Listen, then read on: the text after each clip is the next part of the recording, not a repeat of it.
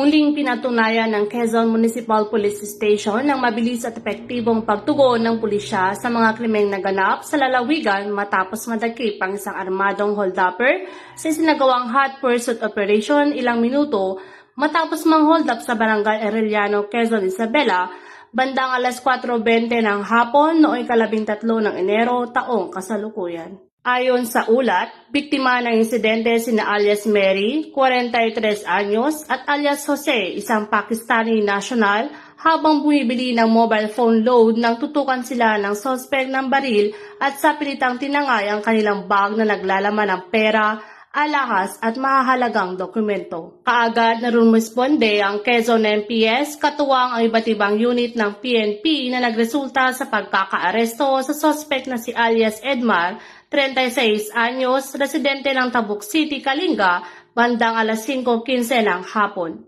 Nasamsam sa kanya ang ilang personal na gamit, alahas at isang itim na Hyundai Accent, habang ang baril at hinihinalang marijuana ay isinailalim sa pagsusuri.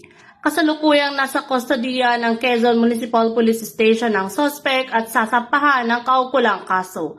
Ayon kay Police Colonel Manuel B. Bringas, Acting Provincial Director ng Isabela Police Provincial Office, ang mabilis na pagkakaaresto ay patunay ng kahandaan at dedikasyon ng kapulisan sa pagpapanatili ng kapayapaan at kaligtasan ng publiko.